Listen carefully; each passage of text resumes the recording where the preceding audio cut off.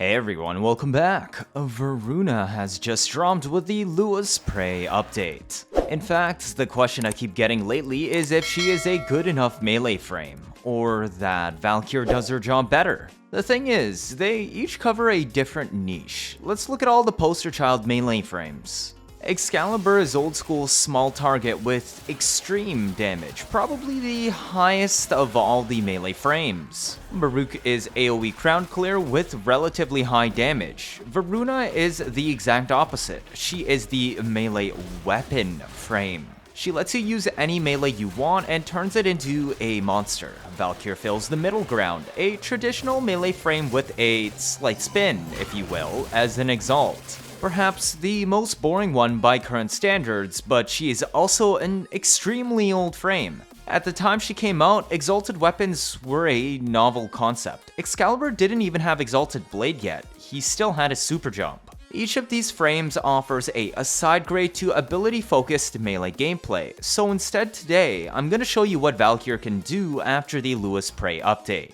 We are looking at several different Infinite Hysteria builds, now possible due to the Lewis Prey mechanic changes, as every single build today achieves at least 120 kpm.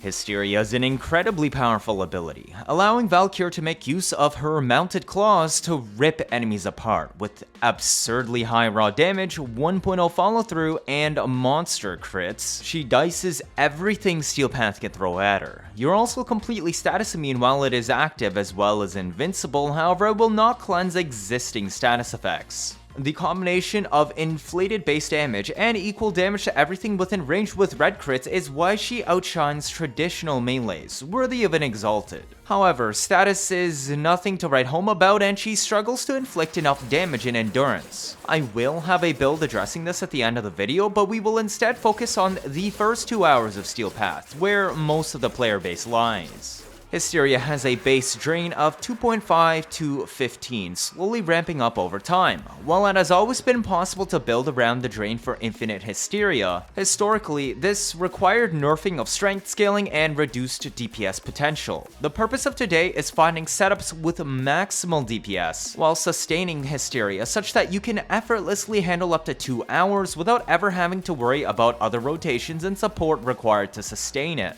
Every single build will use the same Valkyr Talons today, so I'm going to show you that first. She has an extremely high base attack speed at 1.5 and naturally comes with Warcry to boost this further. Therefore, we don't need any attack speed on the build, and to make the most of her 1.0 follow through, we are double stacking range so that she reaches 6.7 meters. Valkyr actually has a bad stance with awkward hitboxes, with even her inconsistent slide attack hitbox being her most consistent attack.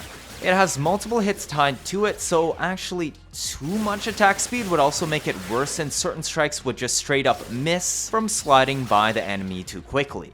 Anyways, it is a raw crit stick on corrosive damage with the appropriate primed Bane. If you're running the Endurance full strip setup, you would just replace Shocking Touch with North Wind for pure viral damage, which has bonus damage multipliers against flesh. Obviously, if you're facing Corpus, you would build Pure Toxin instead. The final crit chance reaches 370% for mostly tier 2 red crits when Arcane Avenger is active. Every Valkyr build today will also be using the same Praedos stat stick, so I will show it here as well. Its only purpose is for utility. We bring the plus 30% parkour, velocity, and Karnon perk, and fill it up with gladiator mods, as the set bonus does affect her exalted. A 3-set bonus grants her claws, which have a base 50% crit, an additional 165% final crit at 12x combo. And since we never leave her 4, you will never have to rebuild it. We have 3 main loadouts today for this purpose, alongside a 4th one for endurance. Let's take a look.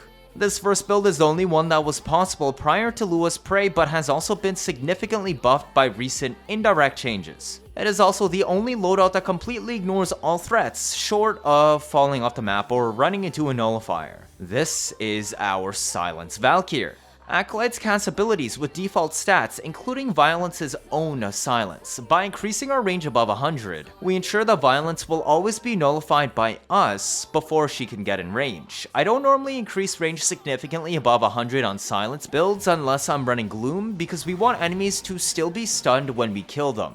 The stun only lasts 2 seconds, and with the Savage Silence augment, massively buffs Valkyr's damage. The mod description is actually inaccurate. It buffs all standing finishers, which includes stealth attacks and scales with strength. Valkyr's spin attack spam falls under this category when they're under the 2-second blind, meaning this 199 strength build grants us plus 597% damage scaling. But that isn't where this build ends. What other ways are we buffing Valkyr with today?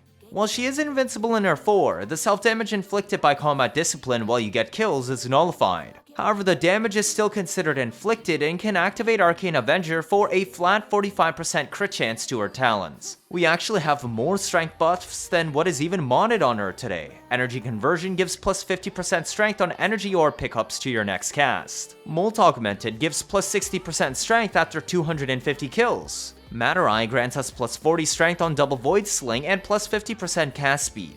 And Power Drain on our Parazon, which I will get into later, grants another plus 50 strength after a Mercy kill. All of this together grants us plus 200% strength and her 4 snapshots on cast, boosting her all the way to 399 strength, or effectively doubling her talent damage. But wait, strength also affects Savage Silence, meaning it now gives plus 1197% damage scaling. And Warcry also increases from plus 99.5% to 199.5% attack speed buffs, which is why we don't bother to slot Arcane Strike. Eternal War only needs to be casted once until you recast with fully stacked strength. Although the max duration is twice the base duration only, which is 21 seconds on this negative duration build, we still get 1.45 second bonus per kill. At 120 kpm, we effectively gain almost 3 seconds of Warcry per second, allowing it to remain active forever. Vigilante Pursuit gives us an extra 30 meters enemy radar, which is vital for keeping up kpm on a melee spam build.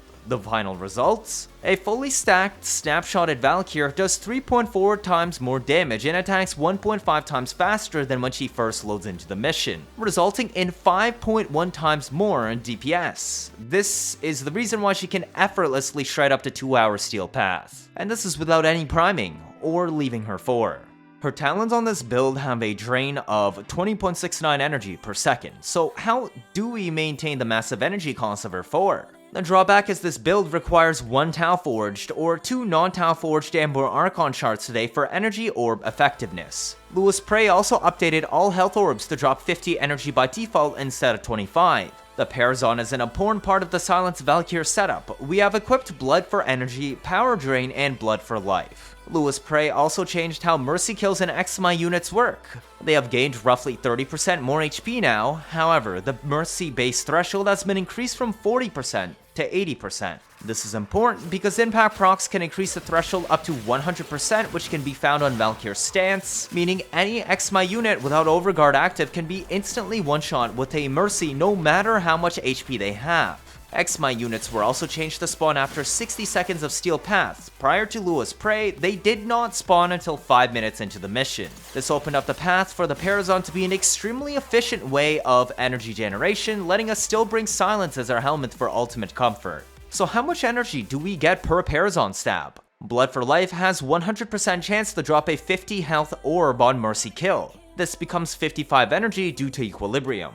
Blood for Energy has a 50% chance to drop a 50 energy orb on a Mercy kill. We have roughly plus 100% energy orb effectiveness on Valkyr through Archon shards. This averages out to 50 energy per stab from this mod. Together, every stab will give you on average 105 energy on top of any natural orb drops from the Eximus unit itself. It also activates plus 50% strength for snapshotting on her 4 and Warcry. Basically, every stab gives enough energy to last 5 seconds longer in her 4. This is on top of all natural orb drops, whether Equilibrium or the buffed energy orbs due to her Archon shards. We are able to pick up health orbs even at full HP, while invincible due to our companion synergy. I'm bringing a Panzer today, which may not be able to spread a decent amount of viral quills because we're moving around so fast. However, any enemy afflicted by viral quills counts as a pet assist, which spreads rather easily. All pet assists can activate Synth Deconstruct for extra health orbs, which we can pick up even at full HP because of Synth Fiber. Martyr if you screw up to save you, Devolution for infinite cat lives, and then we have Radar and Vacuum. So how about our second Valkyr build? This is made with Varuna's new helmet, Lycath's Hunt. It effectively gives us infinite energy so long as you keep getting kills. All melee kills will drop health orbs, which have been buffed to 50 health each. At 120 kpm with Equilibrium, that results in 100 energy restored per second, on top of any natural orb drops. I still chose to slot Primed Flow to bank up a large energy bar because the synth set allowing us to restore energy with health orbs even at full HP does not work when your Panzer dies for 30 seconds. Remember, like all builds today, you can Parazon stab Exima units very easily for more energy due to the Exima and health orb changes. Refer to the Exima and Parazon section earlier for more details in the timestamps. Panzer is also important to this build because most of our energy comes from orb drops, so please refer to the Panzer section in the timestamps for more info. Talent kills still proc combat discipline to damage us. Although we take 0 damage due to iframes, it still can activate Arcane Avenger for plus 45% flat crits, and this build snapshots up to 454 strength. However, it is arguably the weakest Valkyr build today. Why? It is the only Valkyr build that does not have a damage boosting helmet, and while you never uncast your 4, actually requires you to pull out your primer from time to time, as Lycath's Hunt has a base duration at 25.5 seconds and caps to 60. However, you can only add time to it when you kill an enemy inflicted with 5 or more status effects. There are 2 ways around this. Either recast it whenever it expires, which while free can get expensive and annoying. Alternatively, I offer you Rolling Guard. You can roll to give yourself 3 seconds of iframes, spam your Nukor into a crowd waving it everywhere, and when your shields break, it is time to melee to pull your claws back out. Spin through the crowd and everything killed that was tagged with your Nukor will instantly max your 3 to 60 seconds. The primer can also be handy for problematic enemies to stack viral since, like I said, we do not have the damage buff scaling of Savage Silence on this build or the later builds I showed today. I picked a Nukor because it always procs at least 5 status effects, 6 if you use a Hemorrhage Impact Nukor for a safety net. The Microwave status effect is counted as well. Epitaph only procs 4 status effects on the AoE unless you hit the enemy directly for IPS. Nukor will tag anything it chains to for at least 5, or you could just recast your 3 when it expires, up to you. But this lets you safely prime enemies as needed. Warcry grants plus 227 attack speed at 454 snapshot strength. It also lasts forever due to Eternal War scaling extra duration off kills. We snapshot plus 200% conditional strength for Warcry and her talents through energy conversion for plus 50%, Molt Augmented for plus 60%, Matterai Sling Strength for plus 40%, and Power Drain, a Parazon mod that grants plus 50% strength to next cast after a Mercy kill.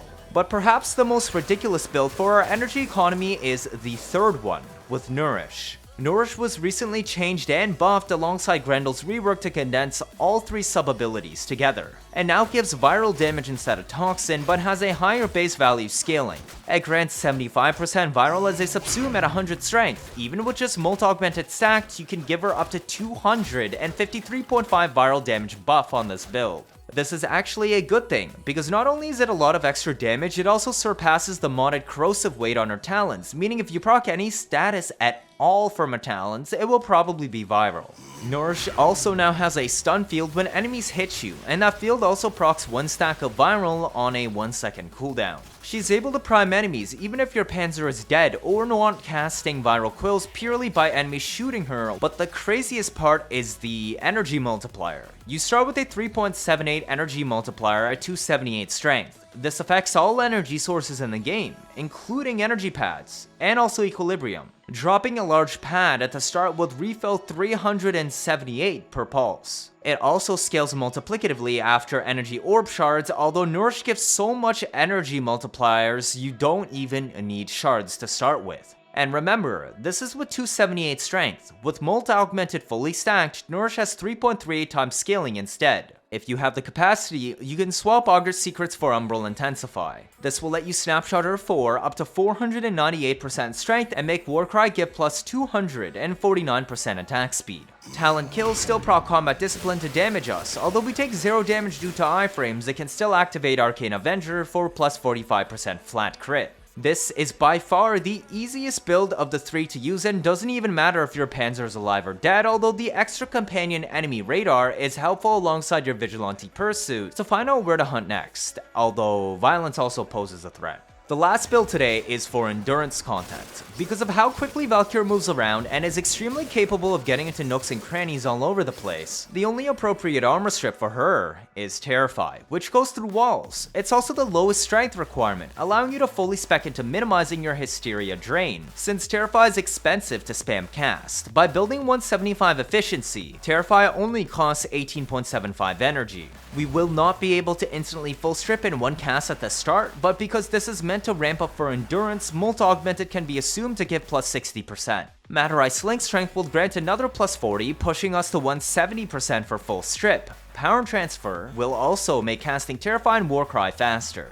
We still managed to squeeze Eternal War on the build, which grants 2.1 seconds more duration on it per kill, and we can snapshot Warcry at up to 270 strength for plus 135 attack speed on her claws, while 270 strength on her claws is only slightly more than half the scaling compared to the other builds. It is enough for endurance due to full armor strip. I ran rank 4 fleeting for only 180 efficiency drain on calc, since 105 duration is more than enough to minimize Talon drain at 180 efficiency. This preserves some extra duration for Eternal War's kill stacking, as well as saving capacity. Although we take 0 damage due to iframes, it can still activate Arcane Avenger for plus 45% flat crit. Terrify also makes it easier to self-res with Operator since enemies will be full stripped. I would normally recommend a Matter Eye on the setup, but if you take Vazarin instead, you will have to swap Overextended and Intensify for Stretch and Augur Reach, and also drop Cunning Drift for Power Drift so you can reach 167 strength plus with just Molt Augmented. But it also drops our range to 175, which nerfs Terrify's radius. Otherwise, well, good luck double casting Terrify. That's it for all of our Valkyr builds today. Lua's Prey has brought 2 new Infinite Hysteria setups to the table and also improved the original Silence iteration. Hopefully you can have fun with these and bring forth the ultimate Valkyr DPS. Unlike Voruna, Valkyr brings a different kind of melee gameplay to the table. Voruna is able to completely ignore energy economy with a free helmet slot and absurd list of melee weapon buffs. Valkyr requires energy maintenance, but brings an absolutely monstrous exalted melee to the table with token attack speed buffs for normal melee weapons too. Two sides of the same coin on how to make traditional melee playstyles super strong. Cheers! If this is your first time watching, feel free to leave a like or better yet subscribe. Let me know your thoughts down in the comments. 79.5% of you are not subscribed. I'm trying my best to get you new information out always, as soon as possible, like I've done with covering the Lua's Prey update. Stick around if you want to see interesting memes and builds on a nearly daily basis. You don't want to miss out on any of that, do you? That'll be it for this video. Thank you all for watching, and see you all next time.